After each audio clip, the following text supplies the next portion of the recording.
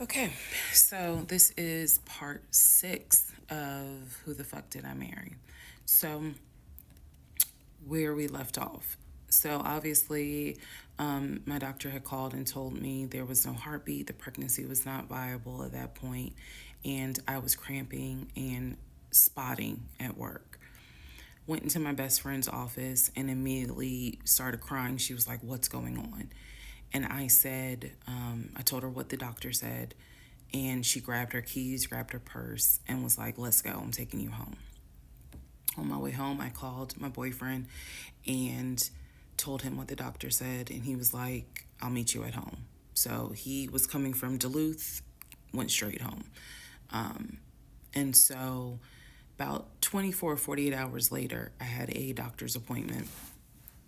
And my doctor gave me 3 options. First option, let everything happen naturally. Your body will expel the fetus on its own. Second option, you can take a pill which will induce expelling the fetus at home.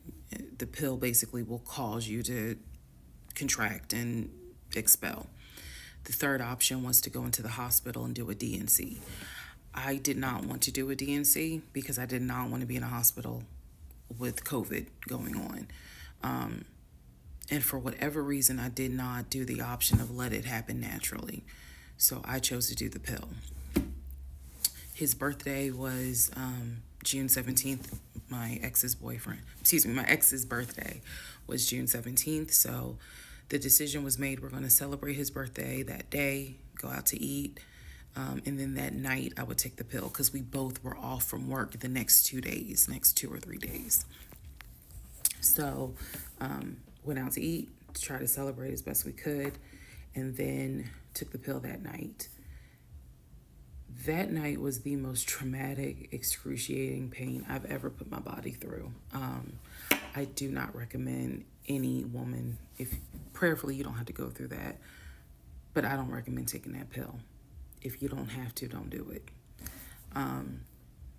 I spent the whole night in the bathroom just crying in so much pain. They gave me a narcotic. I couldn't take it because I found out I was allergic to it. So it was causing me to like projectile vomiting. And it was a mess. So, and he was right there. You know, he was scared that he needed to take me to the ER. But in the morning, the pain kind of subsided. So about 72 hours later, I had another doctor's appointment where the purpose of this appointment was to do an ultrasound to see if everything had passed. Everything did not pass. So because of that, my doctor was like, we're going to have to do a D&C. My D&C was scheduled for the first week of July. My boyfriend, my ex, was going to take me. That was always the plan. 2 days before my procedure, he comes home and tells me that he is up for a promotion. He's up to be promoted to VP. Because of this, the president of the company, is coming in, and it was going to be this huge business meeting he had to go to.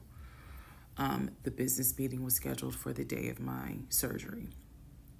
And so I'm throwing a fit because I was like, you there's no way you can do that meeting. Like, I need you to take me to the hospital and all this other stuff. And so he offered to have his sister take me to the hospital. Apparently his sister lived in Douglasville. I was like, no, because I've never met her. Like, I'm not having a stranger take me to the hospital. No, this is a private situation. I don't want to do that, blah, blah, blah. So my aunt had offered to take me. And then my friend who took me home from work had offered to take me. So at that point, we get into an argument because he's like, my sister is, you about your family, so why can't she step in? And I was like, nah, because I don't know her. Period. I don't know her. So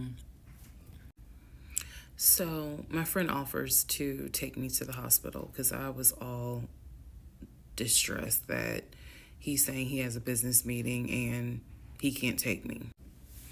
So I remember being on I-75 on the connector on the phone with her crying because I was so embarrassed that he wasn't going to be the one to take me and that I was needing to rely on someone else to take me to the hospital in order to get a D&C done. And she was really great. She was like, girl, this is why you have a village. Like, it's okay. Things happen. The world is crazy right now. I will take you. You're going to be okay. So he did not take me to the hospital for my D&C. My friend did. She could not stay because of COVID protocol. So when they wheeled me into pre-op after I got checked in, I texted him and was just letting him know, hey, here's the update. I'm about to, I'm in pre-op. They're going to get me prepared to go back to the surgical ward or whatever. And the response I got was from his new executive assistant named David. Now, when he told me he was up for the promotion, he did tell me that part of getting this new job would be that he would get an executive assistant named David. And he did tell me, I'm going to make sure that I inform David if you get a text from this number, meaning from me, pull me out of the meeting because, my fiance's having a procedure done and I'm picking her up. So it's important that you come get me if it's something serious. So I text him. David responds. He said, yeah, Mr. Blah Blah told me that you are having a procedure done. If you need me to get him, I can go get him. He's in a meeting. Just let me know what you need. And I just said, no, don't bother him. I'm just giving an update that they're about to take me back. And David responds and says, I'm so sorry you're going through this. Please let me know if there's anything I can do. So I have the procedure.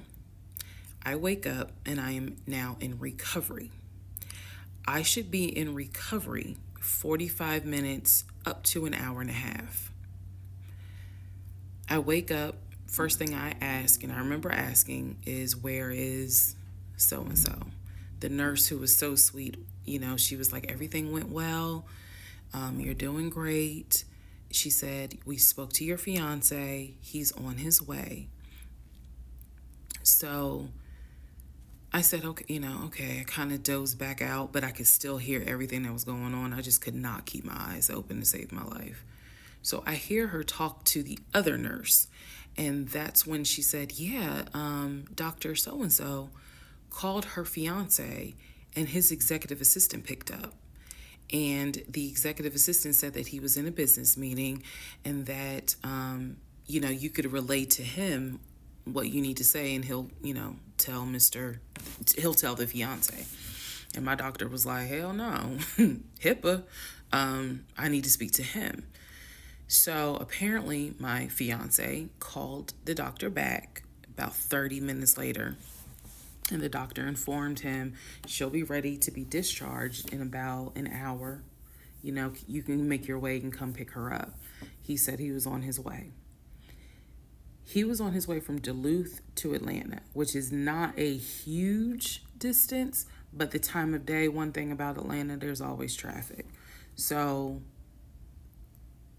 he should have been there within the hour. I should have only been in recovery an hour and a half. Let's go to the next part.